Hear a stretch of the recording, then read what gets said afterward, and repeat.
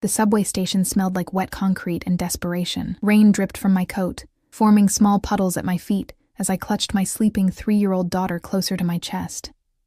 Emily's warm breath against my neck was the only comfort in this cold October evening, her small body heavy with exhaustion after our long day. "Just 2 more stops," I whispered against her soft curls, shifting her weight to my other arm. The muscles in my shoulders screamed in protest, but I'd gotten used to the pain. Single motherhood wasn't for the weak. The fluorescent lights flickered overhead, casting harsh shadows across the nearly empty platform.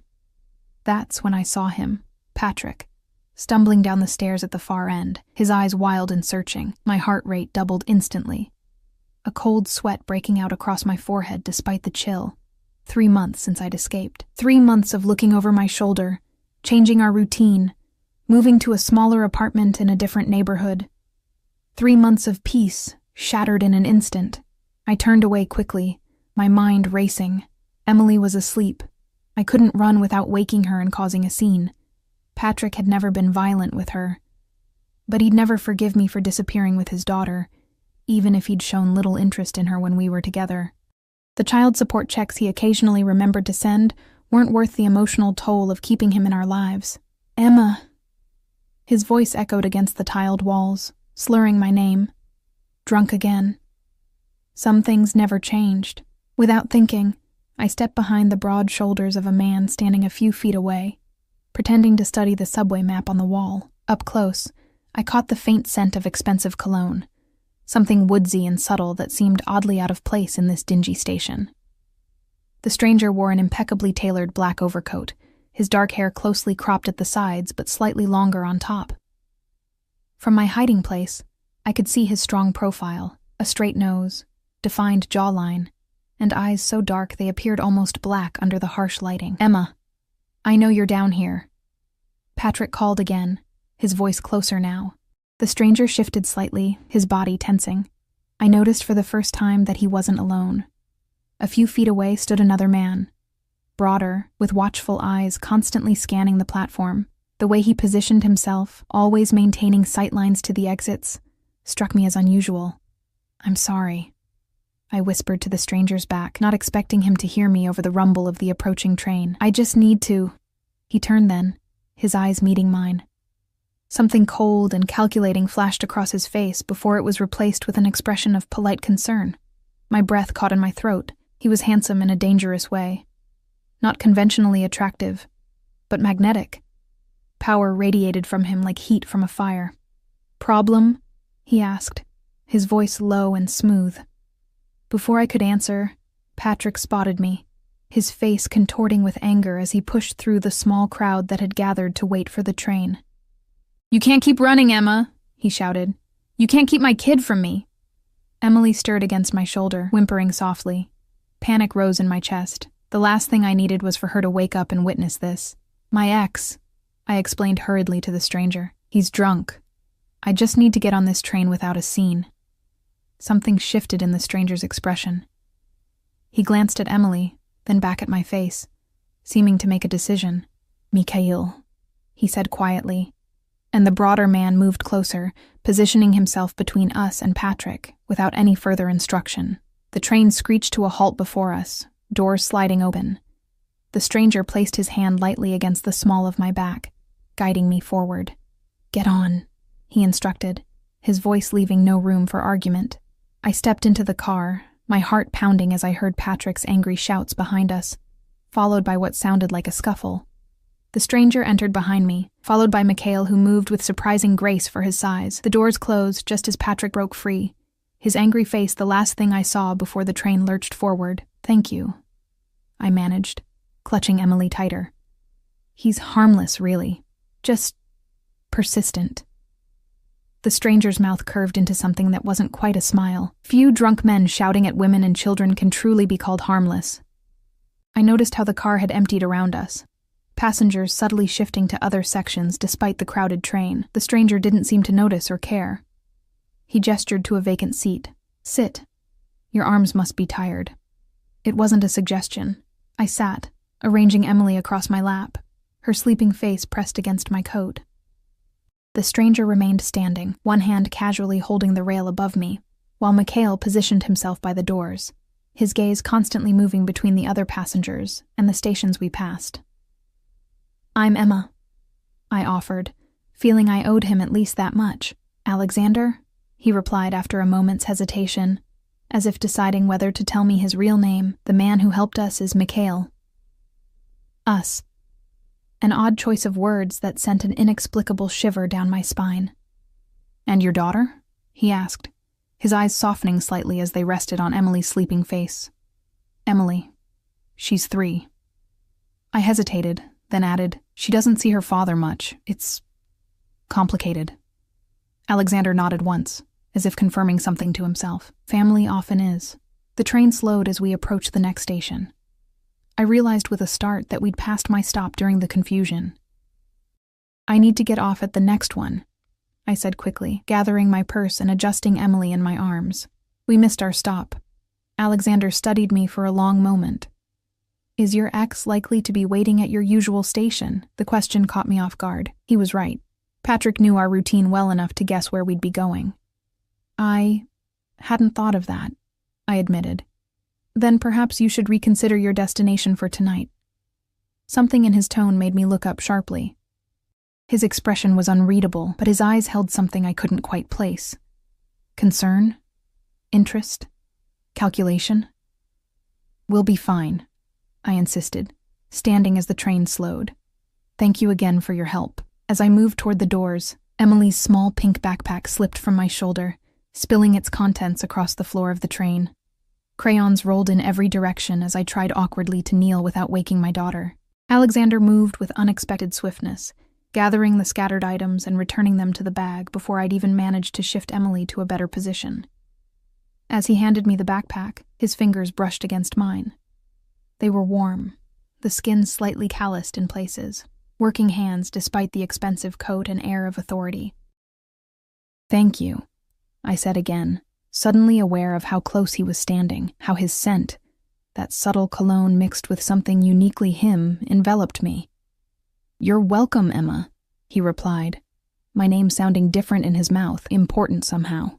The doors opened, and I stepped onto the platform, expecting him to remain on the train.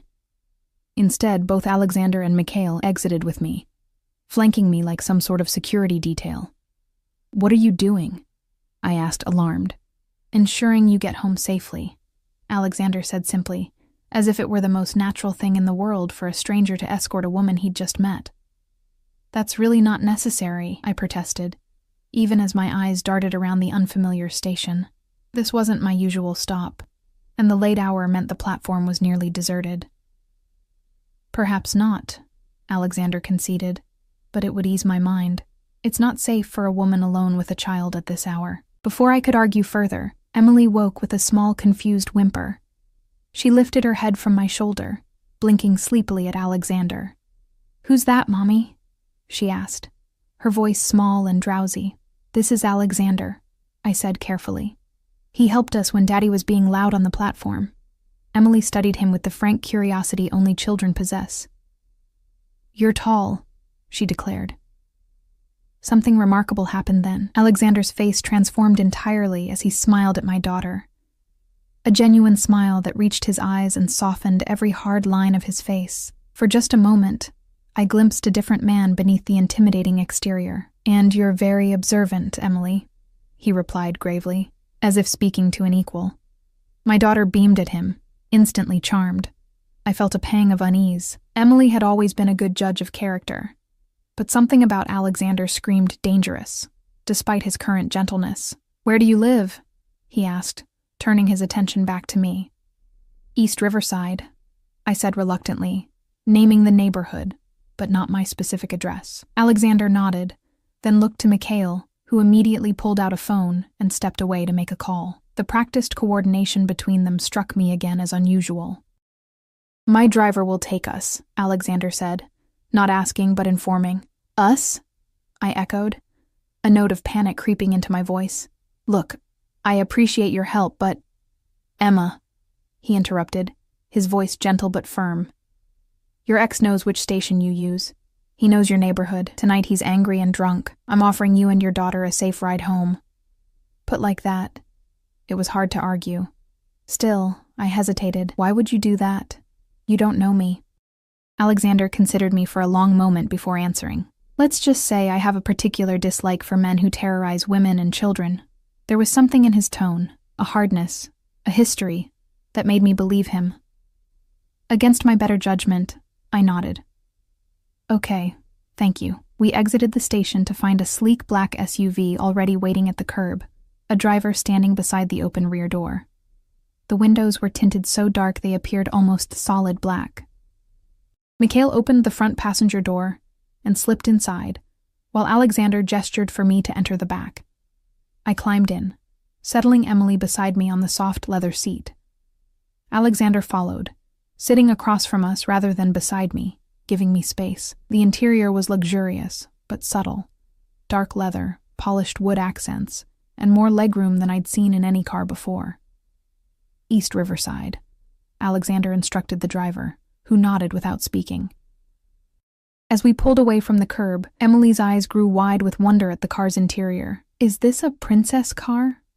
she whispered to me. Alexander chuckled, the sound unexpectedly warm. "Something like that," he said. I studied him in the dim light from passing street lamps. In this setting, his wealth and power were even more apparent. The coat I'd admired earlier was clearly bespoke, as was his suit. A platinum watch gleamed at his wrist.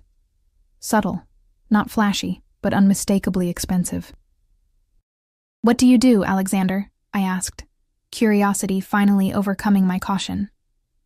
"I'm in business," he replied vaguely. "Investments mostly, family business." Before I could ask further questions, my phone rang, Patrick's name flashing on the screen. I declined the call, but it immediately rang again. "He won't stop," I sighed, silencing the device. "He'll be sorry tomorrow, promise to do better, then disappear for weeks until he needs something or feels guilty enough to send money." Alexander's expression darkened. "The father of your child should provide consistent support, not occasional charity when it suits him." There was something almost old-fashioned about his values, at odds with his obvious modernity in other ways. "Life rarely gives us what should happen," I replied, stroking Emily's hair as she leaned against me, her eyelids growing heavy again. "Perhaps not," Alexander agreed, his gaze intensifying. "But sometimes life gives us opportunities to change what is." I had no idea what he meant by that. But something in his tone sent another shiver through me. Not entirely unpleasant this time. The car slowed as we entered my neighborhood. The contrast between the luxury vehicle and the modest apartment building stark. I directed the driver to stop a block from my actual building, still cautious despite the strange trust I'd placed in Alexander. "Thank you for the ride," I said as the car stopped. "And for earlier. I don't know what would have happened if—" "Emma," Alexander interrupted, reaching into his coat. He produced a small business card, plain white with only a phone number embossed in black. "No name, no company. If you ever need help again, with anything, call this number, day or night." I took the card, my fingers brushing his again. "I can't imagine why I would keep it anyway," he insisted. "I'd like to know you and Emily are safe." The intensity in his eyes made my breath catch. There was something magnetic about him, something that made me want to lean closer even as my instincts warned me to run. Emily chose that moment to look up at Alexander, her small face serious. "Thank you for helping my mommy," she said with the solemn gravity only a 3-year-old could muster. Alexander smiled at her again, that transformative expression that revealed glimpses of a different man. "It was my pleasure, Emily." As I gathered our things and prepared to leave, Alexander made no move to exit the car. "Aren't you getting out?" I asked, confused. "My driver will wait until you're safely inside," he explained. I nodded, suddenly uncertain what to say. This bizarre evening felt like something from a dream, or perhaps a warning. "Goodbye, Alexander, and thank you again." "Until next time, Emma," he replied, as if certain our paths would cross again. I stepped out of the car with Emily in my arms, the cool night air a shock after the warmth of the SUV. As I walked toward my building, I could feel his eyes on my back, watching until I disappeared inside. Only later, as I tucked Emily into bed and prepared to sleep myself, did I realize I'd never told Alexander my last name or anything about my life beyond the barest details. Yet somehow, I was certain he would know everything about me by morning. What I didn't realize was how drastically my life would change from this single, chance encounter with a man whose world was about to collide with mine in ways I could never have imagined. Morning light filtered through my thin curtains as I prepared Emily's breakfast, the events of the previous night feeling increasingly surreal. Had I really accepted a ride from a complete stranger? A stranger who, despite his polished appearance and impeccable manners, radiated a dangerous energy I couldn't quite define. "Mommy, can we ride in the princess car again?" Emily asked, stabbing cheerfully at her pancake pieces. I smiled, wiping syrup from her chin. "I don't think so, sweetie. That was just a one-time thing." "But I liked Alexander," she persisted, with the tenacity only preschoolers possess. "He had kind eyes." Kind wasn't the word I would have chosen. Intense, calculating, observant, yes. But kind? The fact that my daughter had seen something in him that I hadn't was unsettling. "Eat your breakfast, Em. We need to get you to daycare, and I can't be late for work again." My job as an administrative assistant at Riverside Medical Center barely paid the bills, but the health insurance was good, and the hours let me pick up Emily before the daycare's late fees kicked in. Today I had a mountain of filing waiting for me, and Dr. Winters had warned that one more tardiness would result in a formal reprimand. As I rushed through our morning routine, my phone buzzed with a text from Patrick. "We need to talk.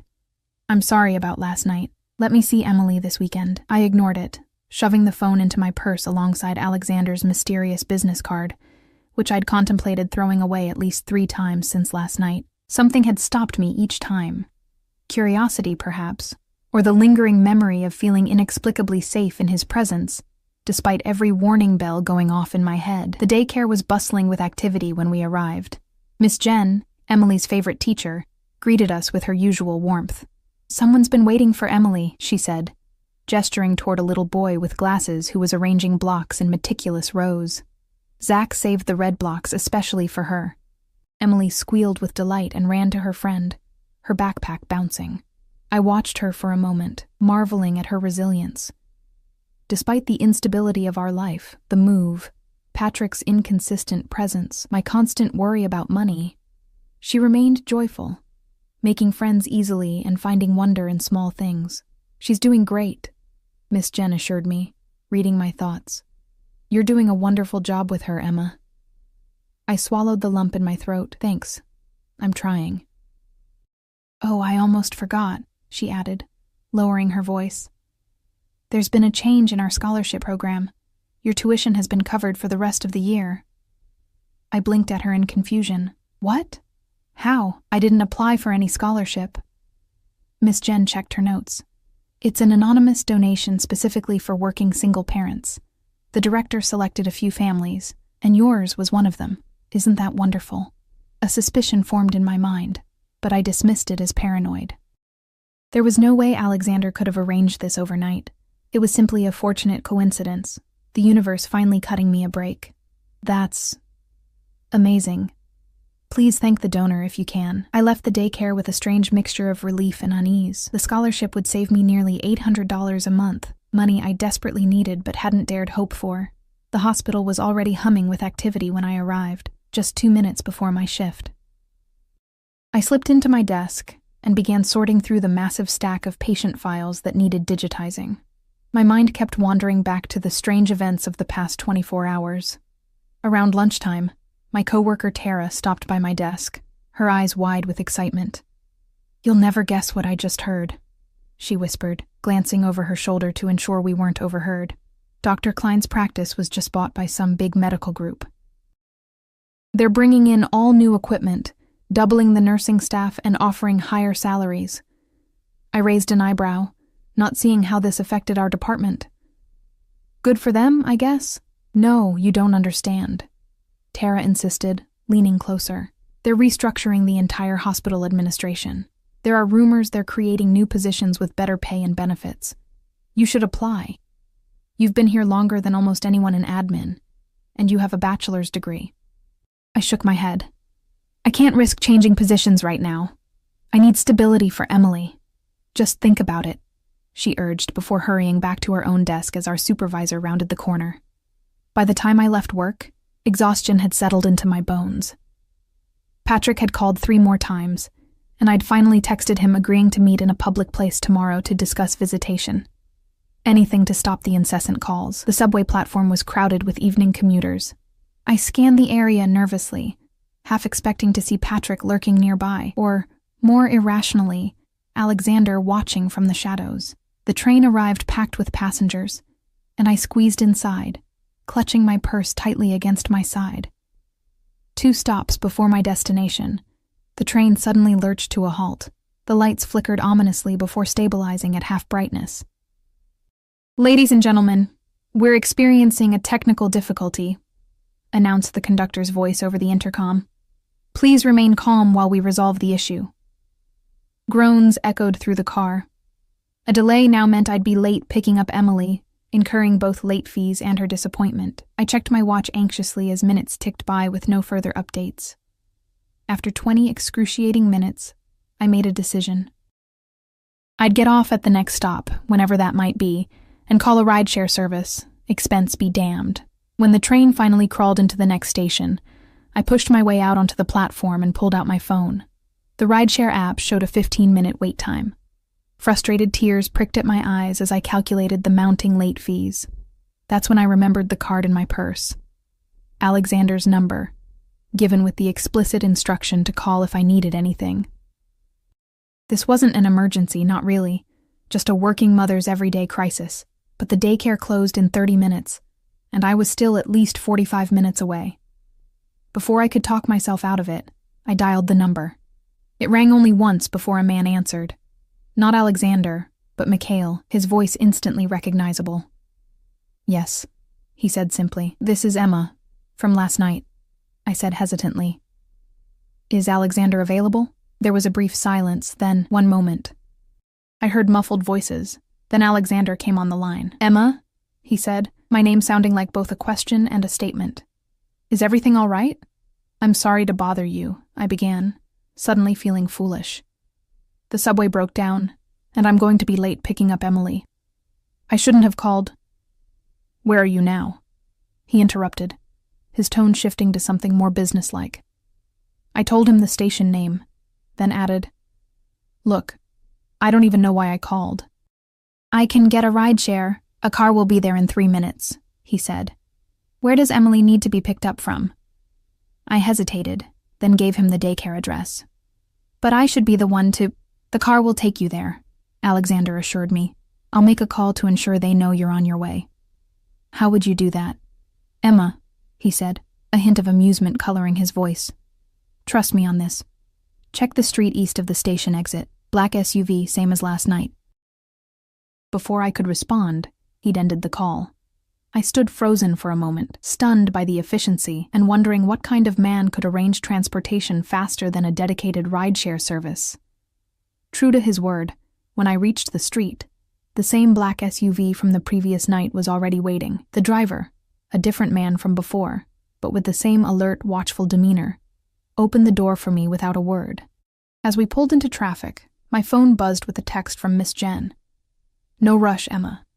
The director extended hours today. No late fees. Take your time." A chill ran down my spine. How had Alexander managed that? And more importantly, why was he helping me? A random woman he'd met on a subway platform. We arrived at the daycare with 5 minutes to spare before the newly extended closing time. Emily was the last child there, contentedly drawing pictures with Miss Jen in the otherwise empty classroom. "Mommy!" she exclaimed when I entered, running to hug my legs. "Look what I made for Alexander." She thrust a crayon drawing toward me, a figure in what appeared to be a black coat standing next to smaller figures that presumably represented Emily and me. My stomach twisted uncomfortably. "That's very nice, sweetie. Why did you draw Alexander?" "Because he helped us," she said simply, as if it were obvious. "And Zach said his daddy left too. But then his mommy found a new daddy who stays forever. Maybe Alexander can be my new daddy." Miss Jen gave me an apologetic look over Emily's head, They were talking about families today, she explained quietly. I nodded, gathering Emily's things while trying to process this new development. My daughter had met this man exactly once, for less than an hour, and already she'd cast him in the role of potential father figure. The thought was simultaneously heartbreaking and alarming. Time to go, Em, I said, taking her hand. Say thank you to Miss Jen for staying late. After Emily's dutiful thanks, we headed outside where the SUV still waited. The driver opened the door without comment, and I hesitated only briefly before helping Emily inside. This was becoming dangerously routine. Back to East Riverside? The driver asked, his first words to me. Yes, please, I replied, then added impulsively, Is Alexander expecting a report?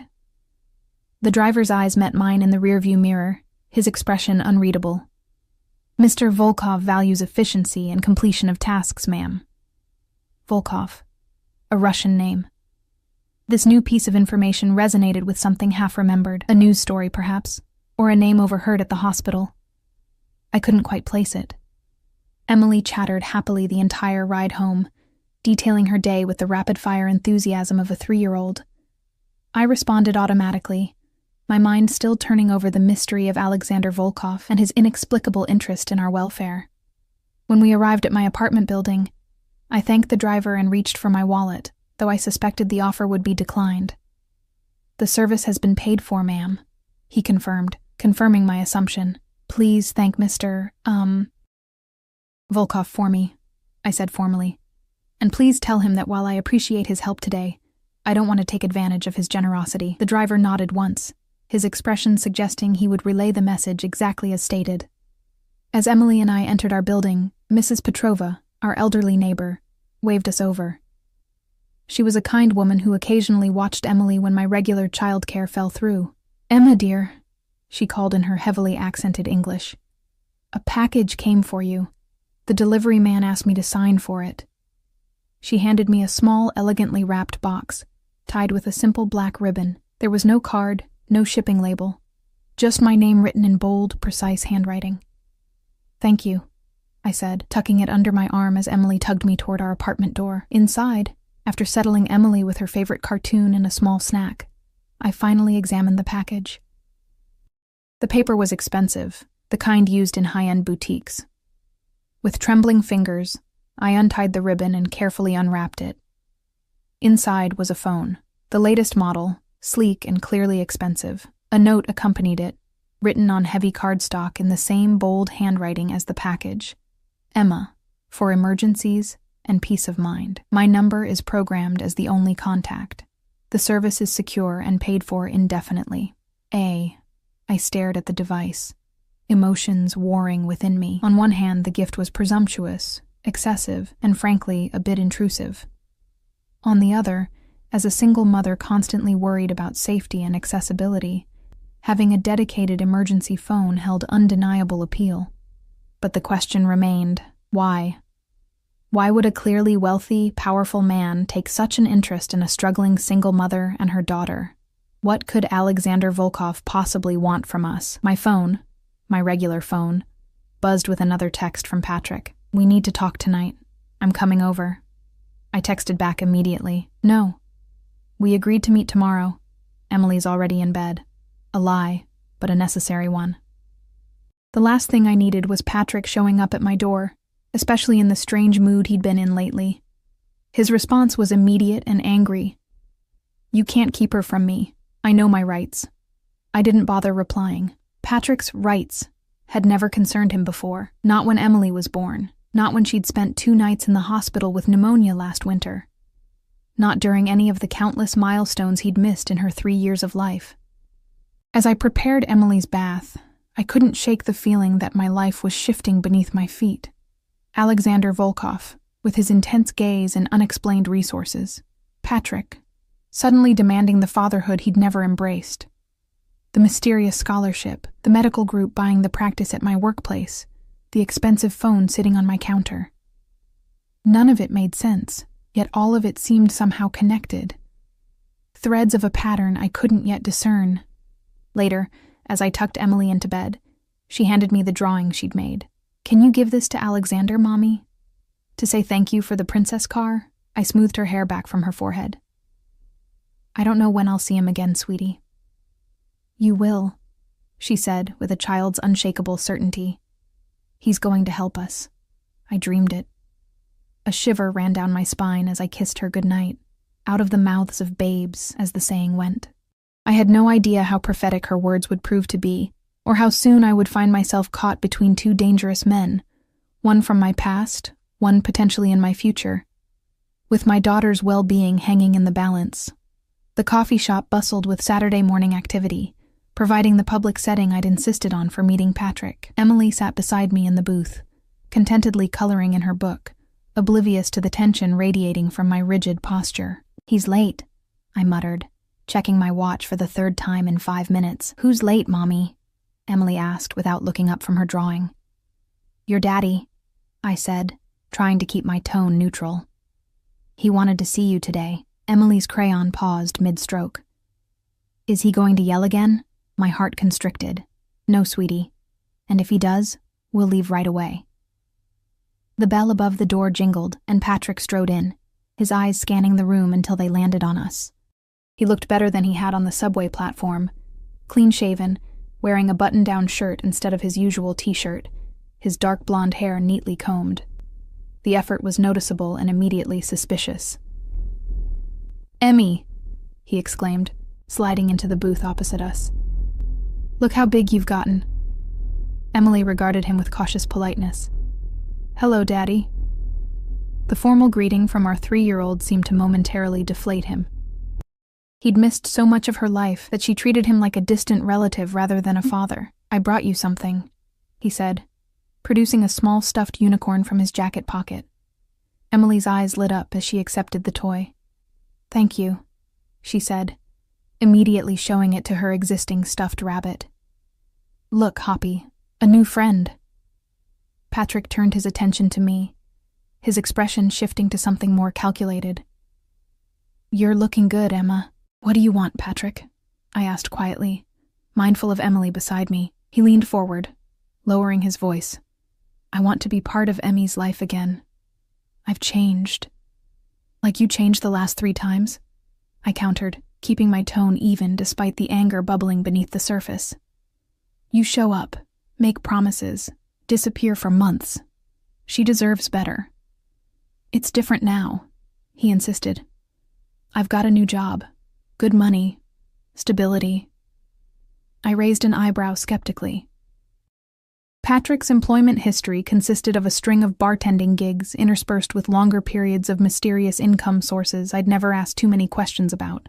"What kind of job?" "Security consultant," he said, puffing up slightly. "For Northeast Capital Group."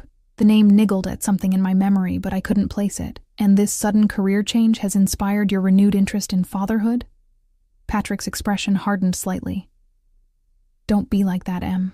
I've always cared about Emmy. Caring isn't the same as being present," I replied, "or paying child support consistently." "That's going to change," he said firmly. "In fact, I want to talk about changing our arrangement. I'd like regular visitation, every weekend." I stared at him, stunned by the audacity. "Every weekend? Patrick, you haven't seen her in 3 months before this. Let's start with something more realistic." "I have rights," he insisted, his voice rising slightly before he caught himself. "I'm her father." "Biology doesn't make you a father," I said quietly. "Being there does." Emily tugged at my sleeve. "Can I have a cookie, Mommy?" Grateful for the interruption, I nodded. "Let's go pick one out together." As we stood, Patrick grabbed my wrist. "We're not finished talking." "Let go," I said evenly, glancing meaningfully at his hand until he released me. At the counter, while Emily deliberated between chocolate chip and snickerdoodle, I scanned the coffee shop reflexively. My breath caught as I spotted a familiar broad-shouldered figure at a corner table, partially hidden behind a newspaper. Mikhail. Which meant... My eyes darted around the room until they landed on him. Alexander sat at a table near the window, apparently absorbed in something on his laptop. Unlike our previous encounters, he was dressed more casually today, dark jeans and a charcoal sweater that did nothing to diminish his commanding presence. He hadn't noticed me yet, or at least pretended not to. "I want this one," Emily declared, pointing to a massive chocolate chip cookie nearly the size of her face. "Half now, half later," I negotiated, paying the cashier. As we returned to the table with Emily's prize, I noticed Patrick's posture had changed. His shoulders were tense, his expression wary, as he stared at something over my shoulder. I didn't need to turn to know he was looking at Alexander. "Who's your friend?" Patrick asked as I slid back into the booth. "What friend?" "The guy in the corner who hasn't stopped watching you since you got up." I feigned confusion, glancing over my shoulder as if seeing Alexander for the first time. Our eyes met briefly, and he gave me a nearly imperceptible nod before returning to his laptop. "I don't know who you're talking about," I lied, turning back to Patrick. "Now, about visitation." "Don't bullshit me, Emma," Patrick hissed, leaning forward. "I know exactly who that is. What the hell are you doing mixed up with Alexander Volkov?" The color drained from my face. "You know him?" Patrick's eyes widened in disbelief. "You don't?" "Jesus, Emma. The man runs half the organized crime in this city. His family controls everything from shipping to construction to high-end real estate." My stomach dropped as pieces clicked into place. The resources, the authority, the security, the way people seemed to instinctively move out of his path. I'd accepted help from a mobster. Twice. And he'd given me a phone, arranged a scholarship for Emily, possibly even orchestrated changes at my workplace. "I barely know him," I whispered. "We met by accident. There are no accidents with men like Volkov," Patrick said, genuine fear creeping into his voice.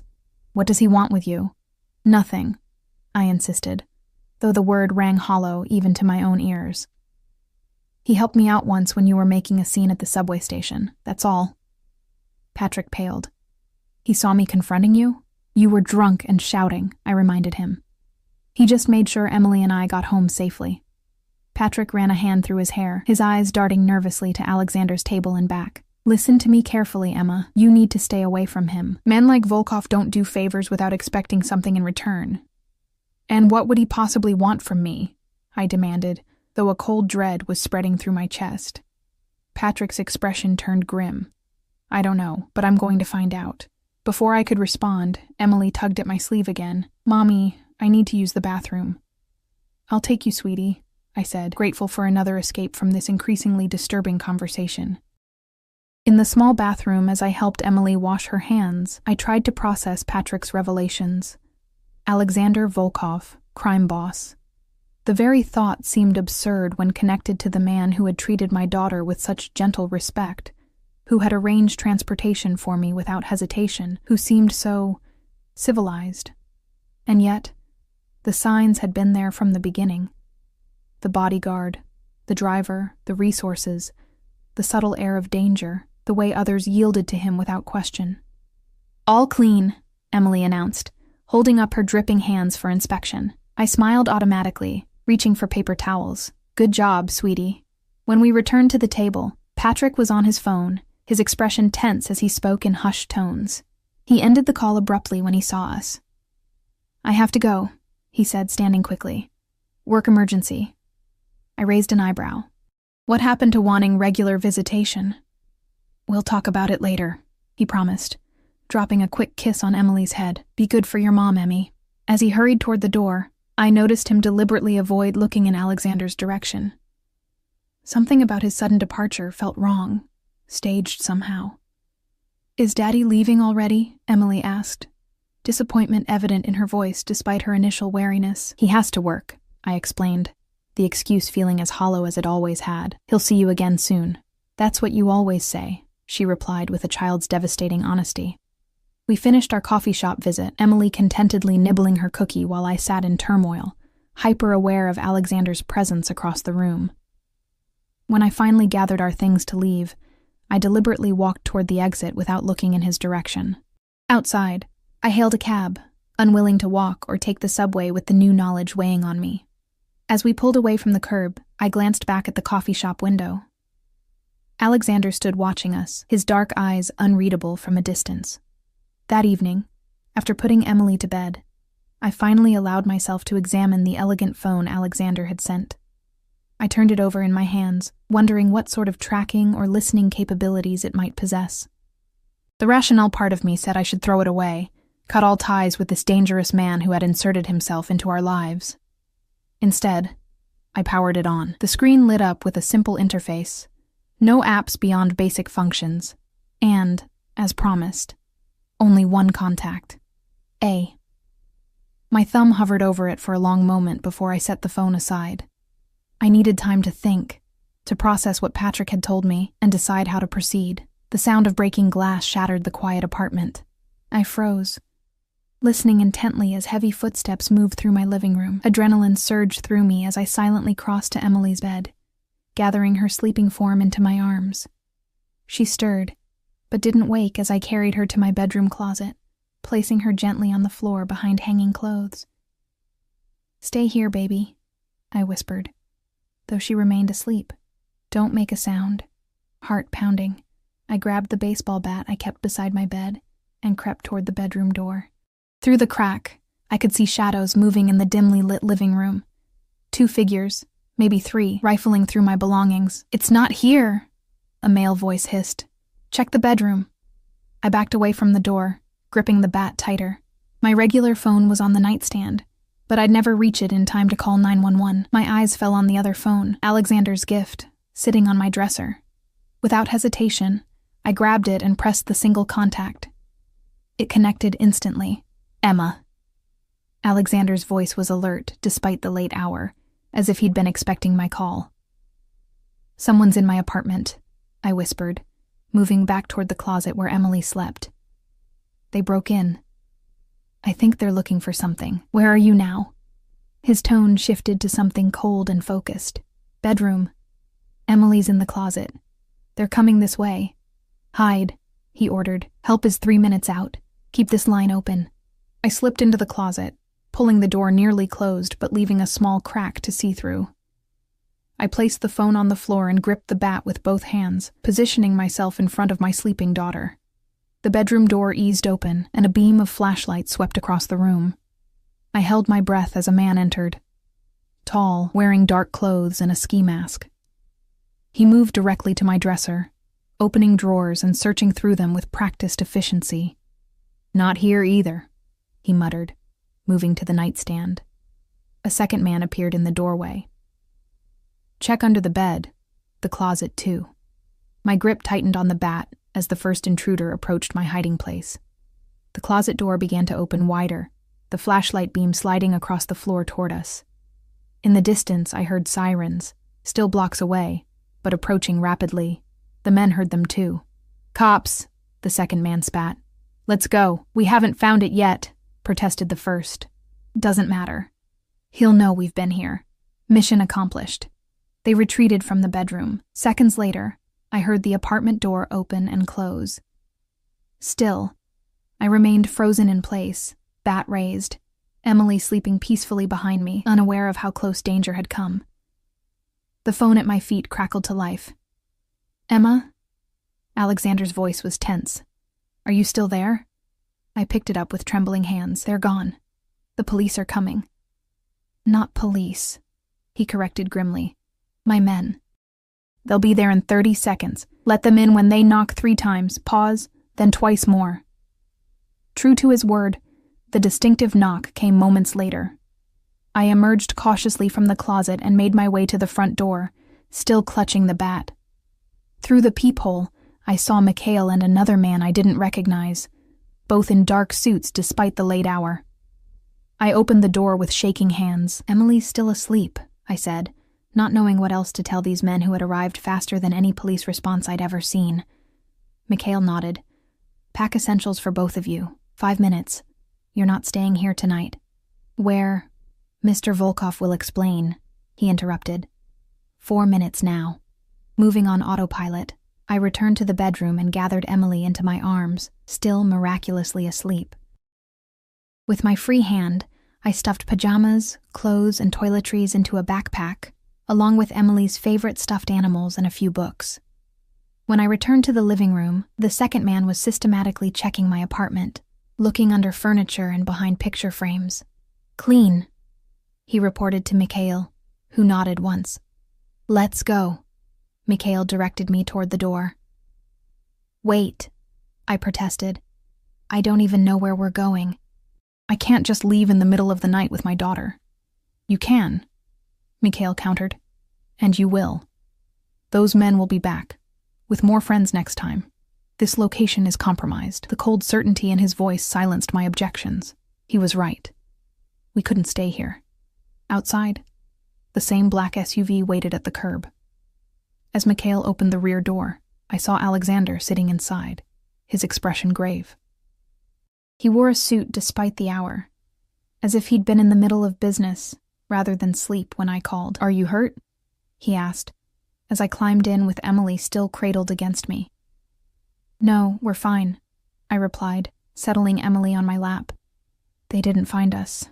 Alexander's eyes softened briefly as they fell on my sleeping daughter, then hardened again as he looked to Mikhail. "Anything?" "Clean sweep. Professional job. Nothing obvious left behind.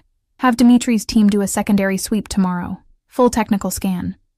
Mikhail nodded and closed the door, taking his place in the front passenger seat. The SUV pulled smoothly away from the curb. "Where are we going?" I asked, my voice steadier than I felt. "Somewhere safe," Alexander replied, his gaze returning to me. "I have a secure residence not far from here." "Those men," I began, then hesitated, unsure how to ask what I needed to know. "We're looking for something specific," he finished for me. "Do you know what?" I shook my head. "I don't have anything valuable." Alexander studied me carefully. "I think you know more than you realize, Emma. Your ex-husband—" "Patrick's not my husband," I corrected automatically. "We never married." Something like satisfaction flickered across Alexander's face. "Patrick, then. What exactly did he tell you about me today?" I swallowed hard, suddenly very aware of the dangerous man sitting across from me. "He said you run organized crime in the city. That your family controls shipping, construction, real estate." Alexander's expression remained impassive. "And you believed him? Should I not?" I countered, finding courage from some unknown reserve. "Are you denying it?" A ghost of a smile touched his lips. "Would you believe any denial I made?"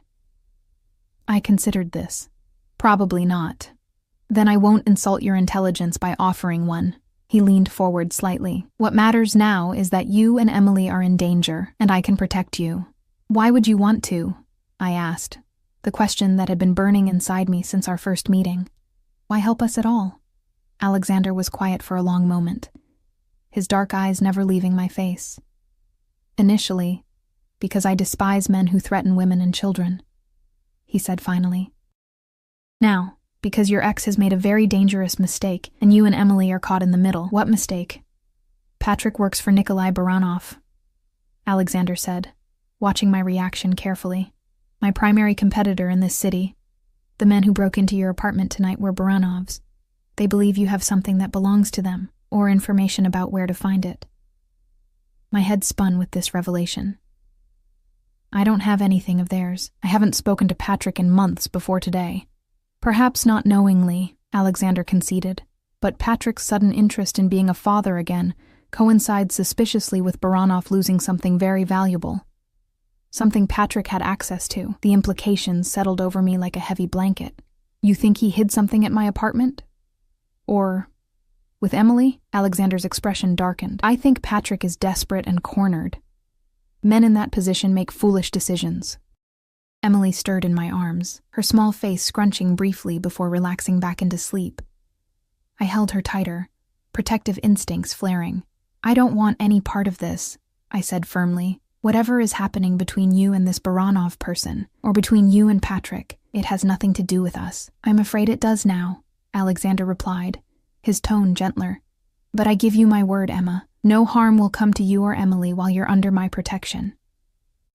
The SUV slowed as we turned into an underground parking garage beneath a sleek high-rise building.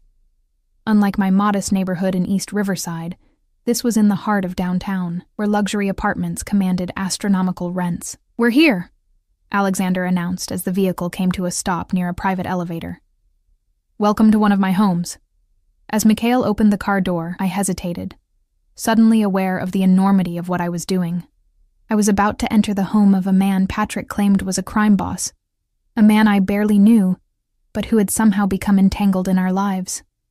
With my sleeping daughter in my arms, I was crossing a threshold I might never be able to return from. "Emma," Alexander said softly, reading my hesitation, "I understand your fear, but right now this is the safest place for both of you."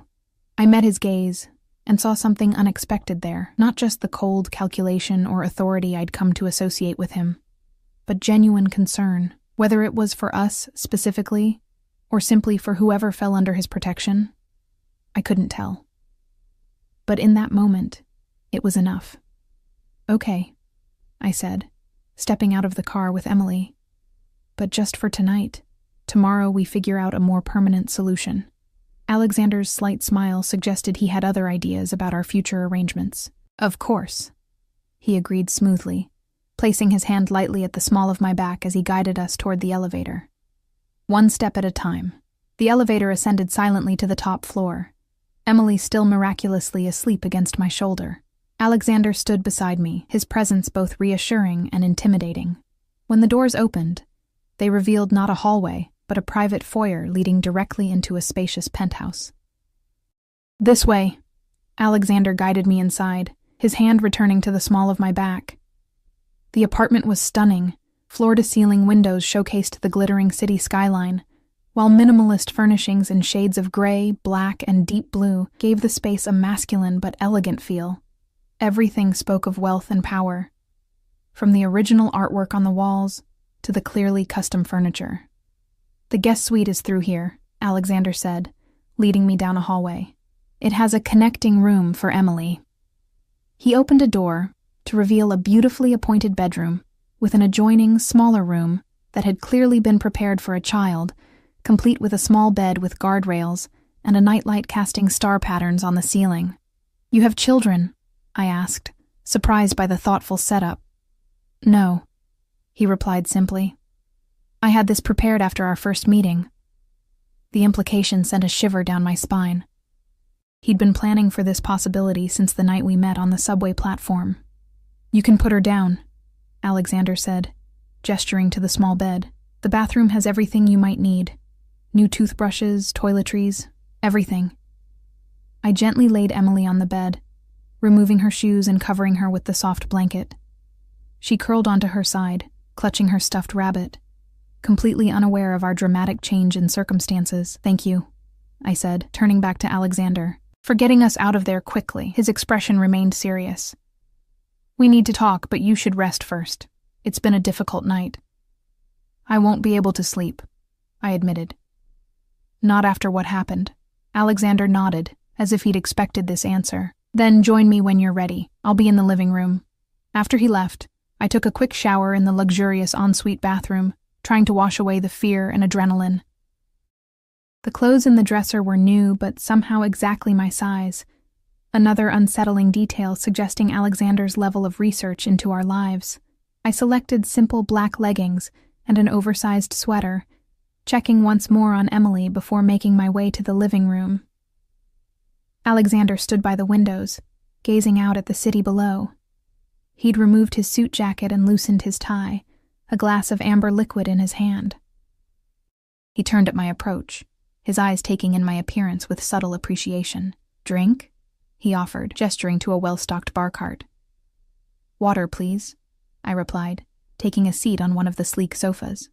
Alexander brought me a glass of water, then sat across from me. "I imagine you have questions. About 1,000,000, I agreed. "But let's start with the most important one. Are Emily and I in real danger?" "Yes," he answered without hesitation. "Baranov believes Patrick has stolen something valuable from him, information that could severely damage his operations. If he thinks you have it or know where it is, he won't stop coming after you." I rubbed my temples, fighting a headache. "But I don't have anything. I haven't seen Patrick in months before today." "That may not matter to Baranov," Alexander said, "and there's the possibility that Patrick did hide something with you, perhaps without your knowledge."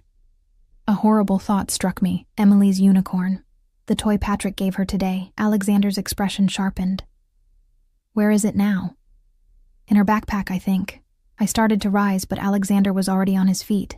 Stay here, he instructed, moving swiftly down the hallway. He returned minutes later, holding the small stuffed unicorn carefully by one leg. My team will examine this. If there's anything hidden inside, they'll find it. He made a brief call, and within moments, Mikhail appeared to take the toy.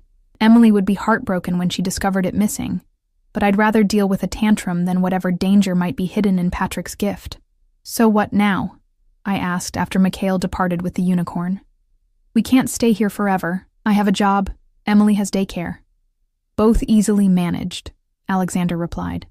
The medical center where you work is part of a network that my family has interests in. As for Emily's daycare, arrangements can be made. I stared at him, processing this new information. You knew where I worked before we ever met, didn't you? A slight smile played at his lips. I make it my business to know many things. Why? I demanded, frustration finally breaking through my fear. Why take any interest in me at all? I'm nobody special. Alexander set his glass down, leaning forward with an intensity that made my breath catch. You're wrong about that, Emma. From the moment you stepped behind me on that platform, ready to protect your daughter at any cost, I saw something special, something rare. His words sent an unexpected warmth through me, which I immediately tried to suppress. This man, however compelling, was dangerous. By his own admission, involved in activities that had put Emily and me in our current situation. That doesn't explain why you arranged the scholarship for Emily's daycare, or why you sent a car when I was running late, or any of it, I pressed. Perhaps I saw something of myself in your situation, he offered, his expression becoming more guarded. I know what it's like to protect family against difficult odds. Before I could respond, a soft whimper came from the hallway. We both turned to see Emily standing there in her rumpled clothes, clutching her rabbit and looking confused. Mommy? Where are we? She asked, rubbing her eyes. I went to her immediately, kneeling to her level. We're staying at Alexander's house tonight, sweetie. Remember Alexander from the princess car? Emily's eyes widened as she spotted him. Instead of showing fear, she broke into a smile. Alexander! She exclaimed, as if greeting an old friend. She ran past me toward him, stopping just short of his knees and looking up. Do you live in a castle? Alexander's transformation was immediate, the hard lines of his face softening as he crouched to Emily's height. Not quite a castle, he replied seriously, but you're welcome to explore tomorrow when it's light outside. Is it a special sleepover?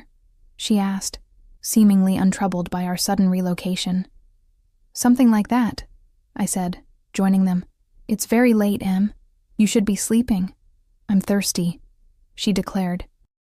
I'll get you some water, Alexander offered, standing. When he returned with a small cup, Emily accepted it with a polite thank you that made him smile, a genuine expression that reached his eyes. Can I show you my bunny? Emily asked him after drinking her water. His name is Hoppy. Emily, I began. Alexander is busy. I'd be honored to meet Hoppy, he interrupted, sitting on the sofa and patting the space beside him.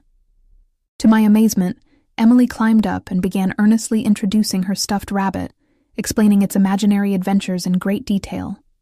Alexander listened with the same intensity he'd shown during our more serious conversation, asking questions and responding as if her childish stories were matters of great importance. I watched them interact, struck by the incongruity, this powerful, dangerous man completely engaged with my 3-year-old daughter's ramblings about a stuffed animal.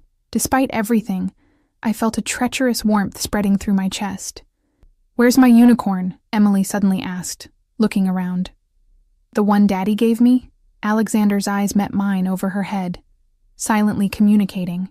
It needed to be cleaned, I improvised. You can have it back tomorrow. Emily accepted this with a child's easy faith, returning to her conversation with Alexander.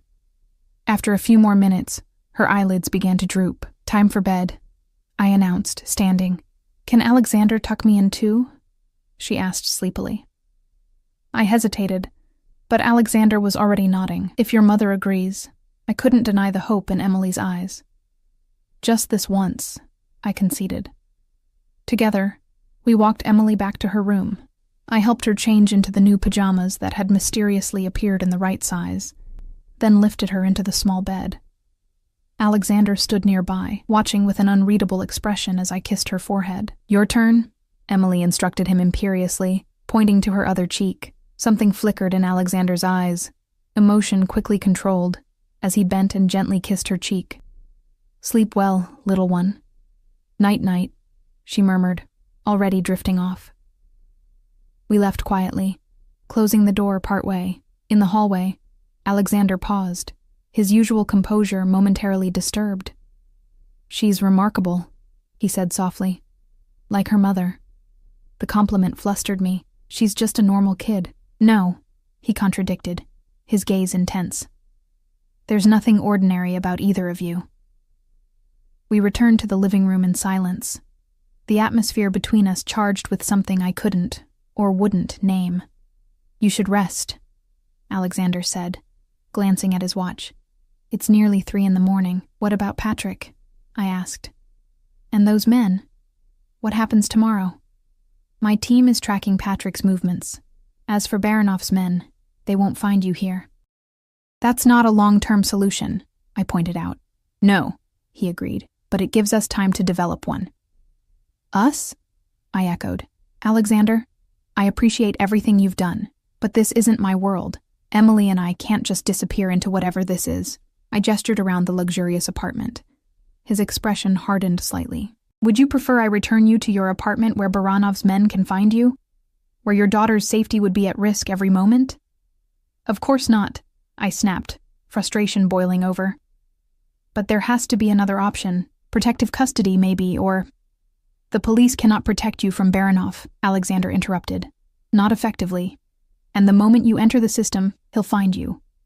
"So what then? We just live here indefinitely? I become your—" "What exactly?"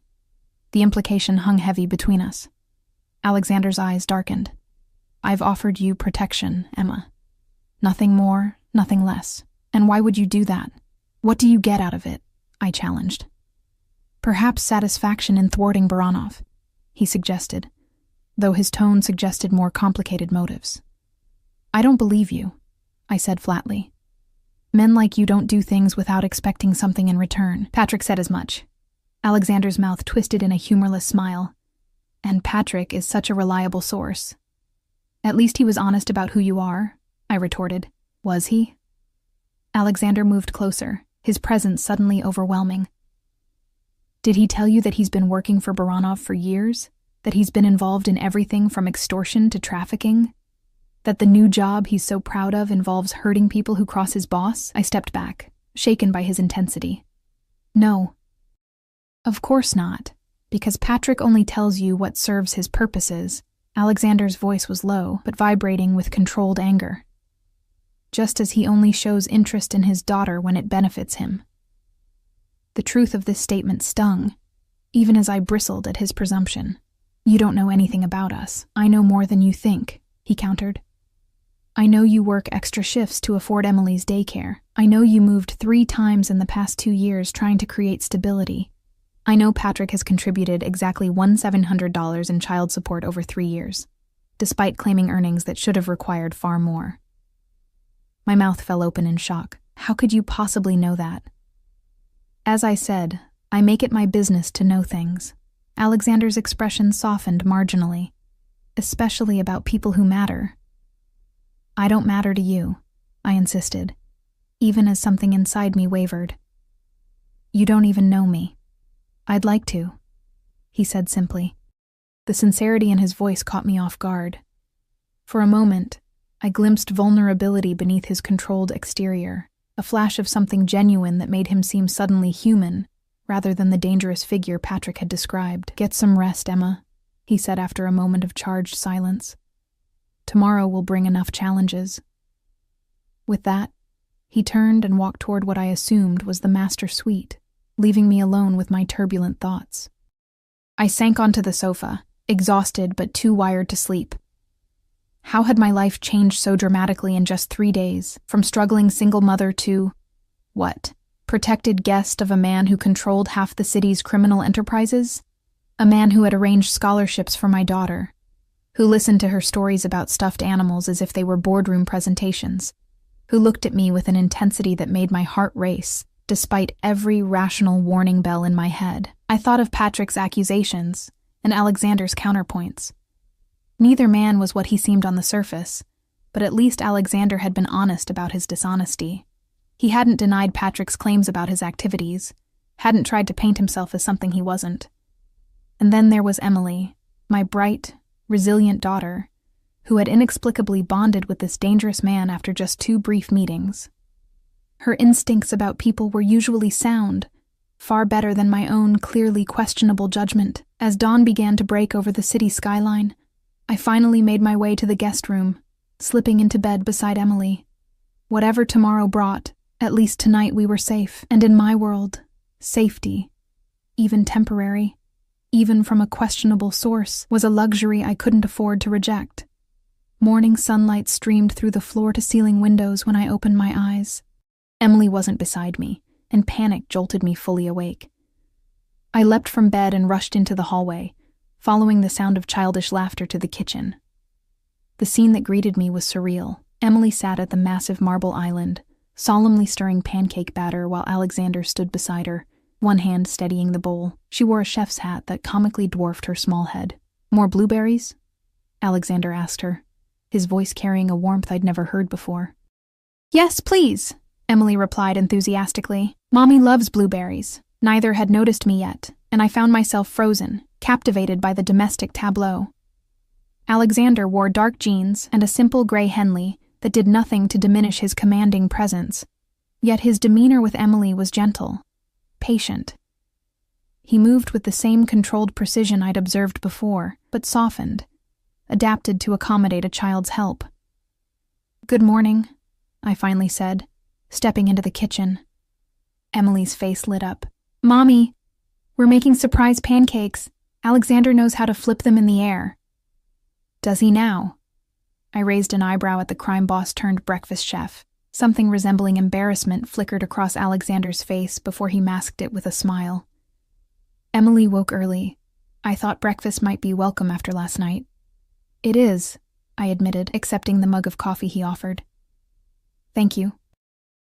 As I sipped the perfectly brewed coffee, I observed Alexander with my daughter. He guided her hands as she attempted to pour batter onto the griddle, praising her efforts regardless of the misshapen results. Emily glowed under his attention, chattering away about her favorite breakfasts, her preschool friends, her stuffed animals, a stream of consciousness that Alexander seemed genuinely interested in following. "Where's my unicorn?" she asked suddenly, looking up at Alexander. Mommy said it was getting cleaned. Alexander's eyes met mine over her head. "It's still being cleaned," he said smoothly, "but I have something for you in the meantime." He reached into a drawer and produced a small silver bracelet with tiny charms, a rabbit, a star, and what looked like a unicorn. "This is very special," he told Emily as he fastened it around her small wrist. "It matches your bunny, see? And if you press this button here," he demonstrated, and the star charm lit up with a soft blue glow. "You can always find your way in the dark." Emily stared at the bracelet in wonder. "It's magic." "Something like that," he agreed, his eyes flicking to me with a message I understood immediately. The bracelet contained some sort of tracker. "What do you say, Emily?" I prompted. "Thank you, Alexander." She threw her arms around his legs in an impulsive hug. For a moment, Alexander seemed frozen, genuinely caught off guard by the child's affection. Then, hesitantly, he placed a hand on her head in an awkward but gentle pat.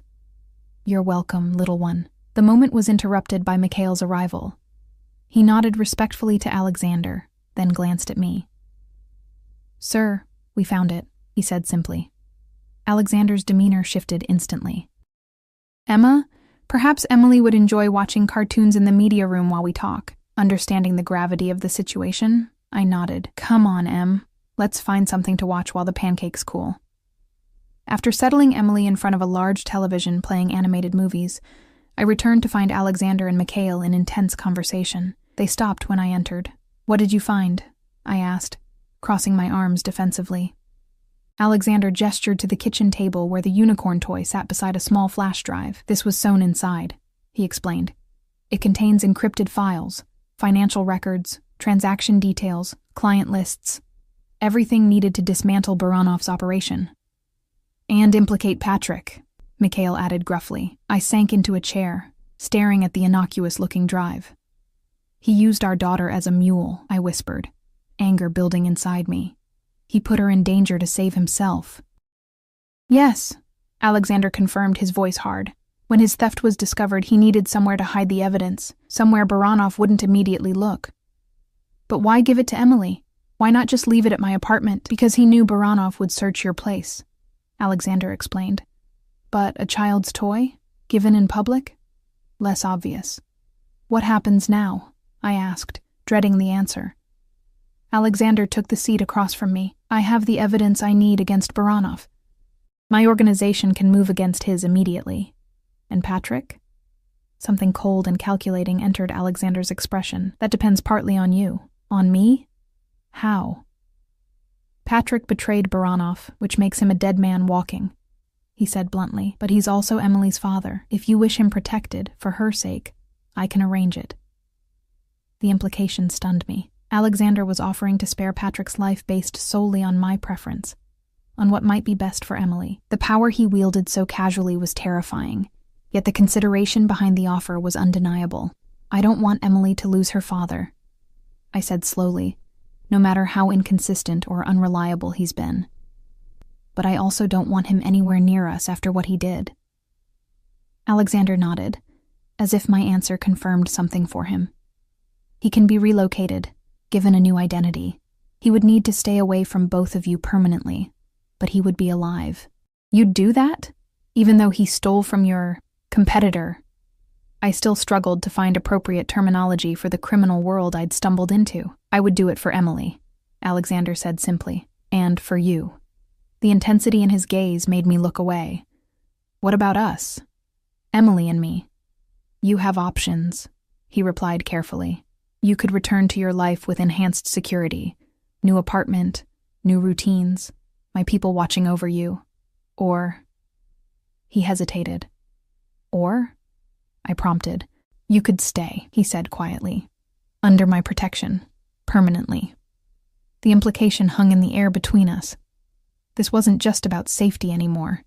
It was about something more. Alexander, I began, uncertain how to respond. I barely know you. And what I do know is complicated. Yes, he agreed without apology. I am complicated. My life is complicated. I won't pretend otherwise. You're involved in criminal activities, I stated plainly. My family business operates in many spheres, he countered. Some legitimate, some in gray areas, some that cross lines. I won't lie to you about that. Then why would I even consider staying? I challenged. Why would I bring my daughter into that world? Alexander leaned forward, his expression more open than I'd ever seen it. Because despite what you think, I can offer Emily security, stability, opportunities she deserves, and I can offer you something I suspect you've never had. Someone who puts you first, who values your strength, and protects your vulnerabilities, without trying to change who you are. His words struck deeper than I wanted to admit. Patrick had always tried to mold me into someone else. More fun, less responsible, more accommodating to his lifestyle. My parents, before they passed, had pushed me toward a life I never wanted. Alexander, for all his danger and darkness, had accepted me exactly as I was from the first moment. I need time, I said finally. This is too much, too fast. Of course, he agreed, leaning back. Take all the time you need. My offer stands regardless. Mikhail cleared his throat. Sir, the operation is ready when you are. Alexander nodded. I'll be there shortly. He turned back to me. I need to handle this situation with Baranov. You and Emily will be safe here.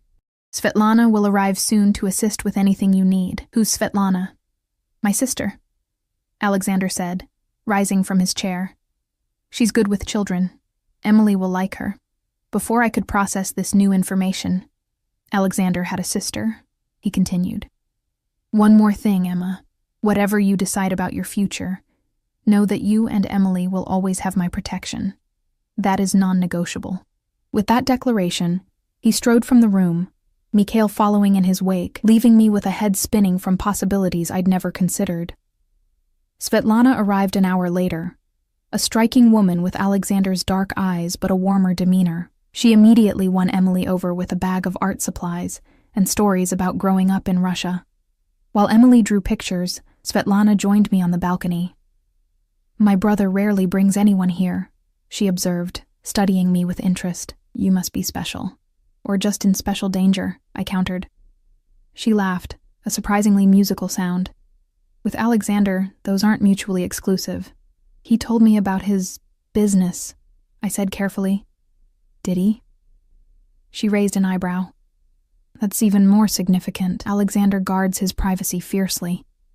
"I don't know what to do," I admitted, surprising myself with this candor to a stranger. Svetlana's expression softened. "My brother can be intense, overwhelming, but he is also the most loyal person I know. If he has offered you protection, it's not temporary or conditional. That's what concerns me," I murmured. "The permanence of it all." "May I offer some perspective?" When I nodded, she continued. "Our father was like Alexander. Powerful, dangerous to his enemies, but fiercely protective of family. Our mother chose that life with open eyes, and while it wasn't always easy, she never regretted it.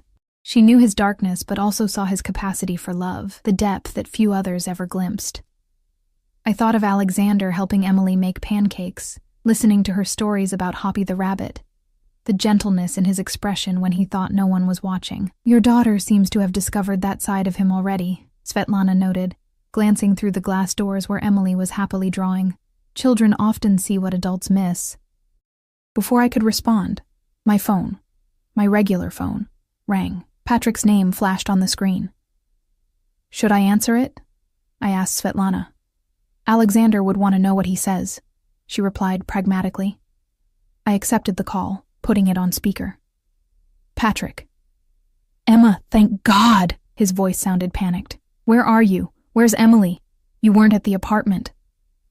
"We're safe," I said neutrally, watching Svetlana send a text, presumably to Alexander. "You have to listen to me," Patrick rushed on. "You're in danger.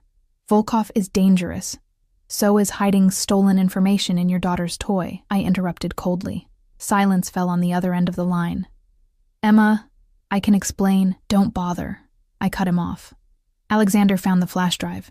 He knows everything." "Oh God." Patrick's voice broke. "Emma, you don't understand what this means. If Volkov has those files, I'm a dead man. You have to help me." The desperation in his voice might once have moved me, but now I felt only a cold anger. "Help you? After you used our daughter as a shield? After you put her in danger to save yourself?" "I didn't have a choice," he protested. "Baranov would have killed me on the spot. I was going to come back for it, make things right." "Like you've made things right so many times before?" I challenged. "No more, Patrick. No more promises, no more chances." "Please, Emma," he begged, "for Emily's sake. She needs her father." "What she needs is someone who puts her welfare above their own," I replied, thinking of Alexander's protective instincts, how they had extended to Emily from their first meeting. "You've never been that person." Svetlana nodded approvingly as Patrick continued to plead. Finally, I'd had enough. "Goodbye, Patrick," I said firmly. "Wait," he shouted. "Just tell me one thing. Is Volkov there? Are you with him right now?" I looked at Svetlana, who nodded slightly. "No, but I'm with his sister, and I've made my choice." I ended the call, feeling a weight lift from my shoulders.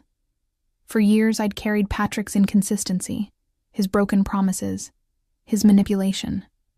Finally I was setting down that burden. Svetlana smiled. "My brother will be pleased. I haven't agreed to stay," I pointed out. "Haven't you?"